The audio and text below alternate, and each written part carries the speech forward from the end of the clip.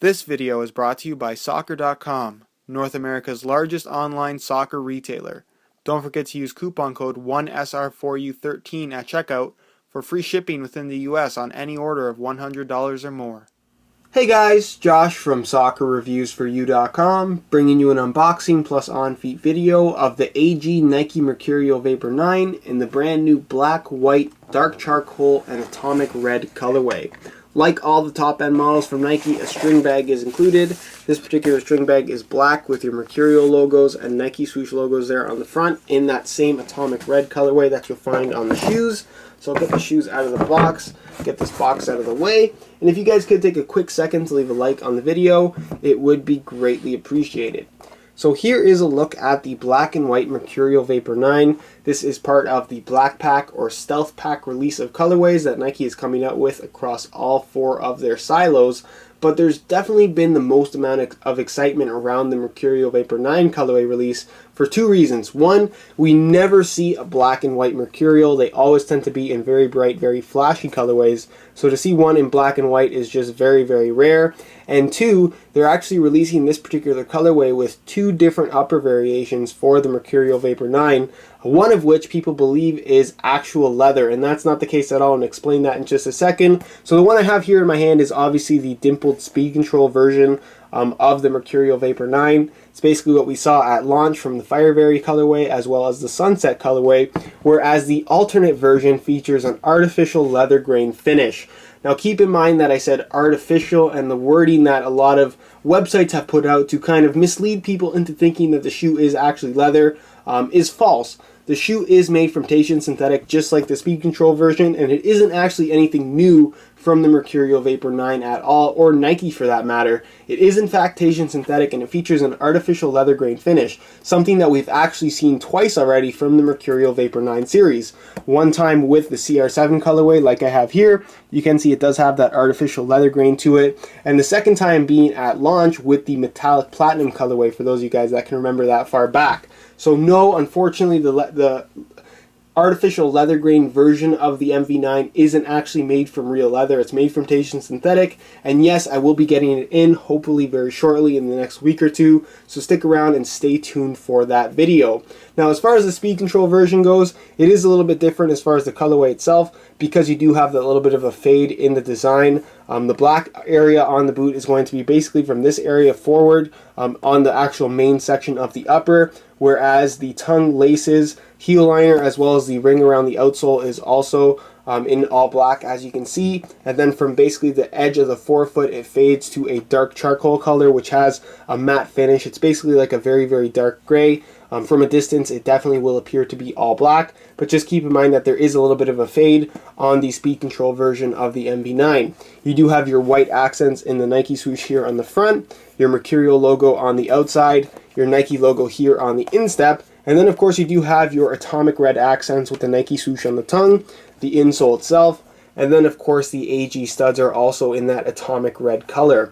Now just to talk about the upper very, very quickly, it does feature Nike's speed control technology, which basically allows for more or less grip depending on how hard or soft your touch is on the ball. It's kind of a unique thing, and it doesn't really alter your touch on the ball all that much, but it definitely is noticeable if you go from a smooth finish Vapor to a speed control finish. The upper itself is made from a very, very thin one-piece Taichen synthetic upper, very, very high quality, probably one of the best thin synthetics currently out there on the market. And then of course the upper also features ACC all conditions control, which acts as your wet control element.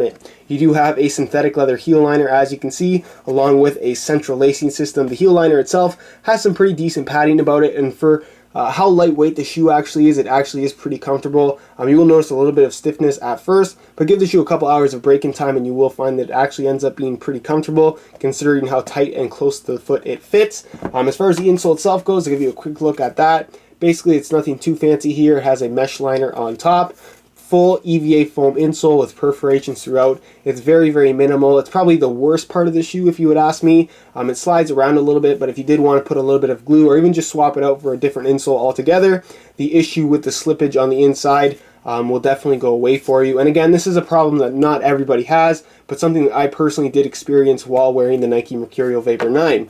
Now, as far as the AG sole plate and stud pattern itself goes, it's not too far off from the other versions of the shoe in that the sole plate still features the dual layer glass fiber all the way through, as you can see, but you're also going to notice that there is a plastic plate over top with a pretty decent amount of thickness to it, and that's there mainly to allow the shoe to disperse heat more efficiently and just save the shoe overall when it comes to durability when you are playing on artificial grass playing surfaces, because if you ever played on AG fields, you know that it gets really hot, especially if it's the summertime and you're playing on an outdoor artificial grass field. You can see that you do have your artificial grass branding right there, and basically this stud pattern is designed specifically for artificial grass.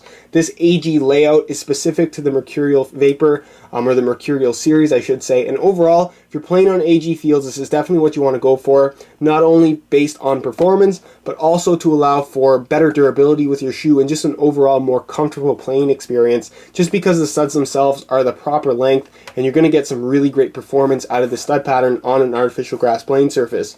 You can see the studs themselves are hollowed out through the middle, and they're actually made from like a very hard rubber material, almost feels like a silicone, and they actually have a little bit of flexibility to them, as you can see when I kind of put some pressure there. And that little bit of flexibility is to allow for the stud pattern to provide really good traction when pushing off and changing direction, but without providing that clingy feel to where when you step in the turf itself, your foot's not going to be stuck on the inside, which could lead to potential injury, which is why it is unsafe to wear a firm ground stud pattern on artificial grass, or especially a soft ground stud pattern.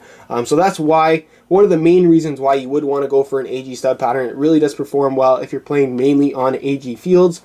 Is this something that I would personally wear on natural grass playing surfaces or a firm ground playing surface? Probably not. It doesn't perform all that well. I have tried it out before. You're definitely not going to get the durability out of the studs themselves. So if you are playing on artificial grass, go for an AG stud pattern. If you're playing on firm ground, go for a firm ground stud pattern. If you're playing on both, in all honesty, you really should have one of each. You're going to get a longer lifespan out of your shoe and an overall more comfortable experience while playing, as well as a safer playing experience, which at the end of the day should be one of your main priorities. You don't want to have an injury kind of caused by your shoes while playing on artificial grass. So that's pretty much it as far as the unboxing portion of this video goes. And move on to a quick weigh-in so you can see how lightweight these guys are. The Mercurial Vapor 9 is obviously a very lightweight shoe, even in the AG model. Keep in mind that the AG model will weigh a little bit more, mainly because you do have that extra plastic plate sitting over top of the main section of the sole plate, which is made out of glass fiber, and that's there again for durability reasons as well as heat dispersion. So the extra weight is not really noticeable either in hand or on feet, but it will show up on the scale. So I'm going to weigh this pair for you today in real time. Keep in mind that this is a brand new pair in a size 9 US.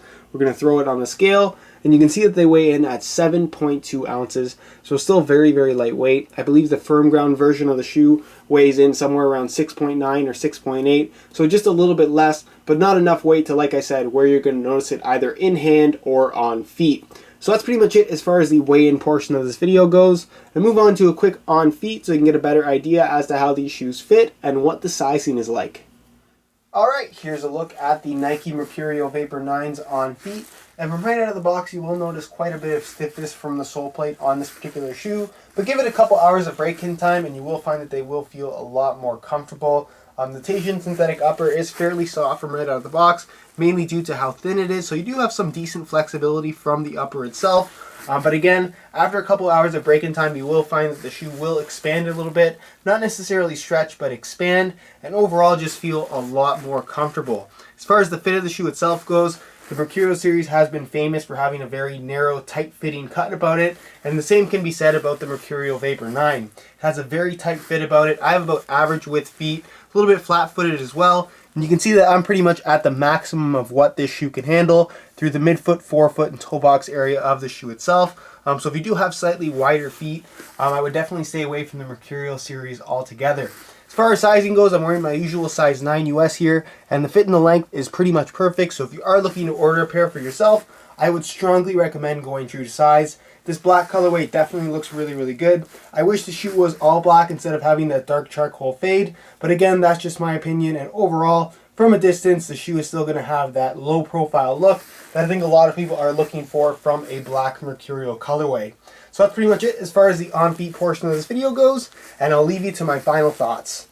Alright guys, that's it for my unboxing of the Nike Mercurial Vapor 9 in the black and white colorway. If you truly are looking for that barefoot feel, it's pretty tough to beat this shoe right here. And if you are looking for more information on the overall performance, be sure to check out the forward review linked down below in the description. You'll also find on that same review page buy it now links with the best prices online, including exclusive SR4U coupon codes to get yourself some additional discounts if you are interested in ordering a pair of these for yourself.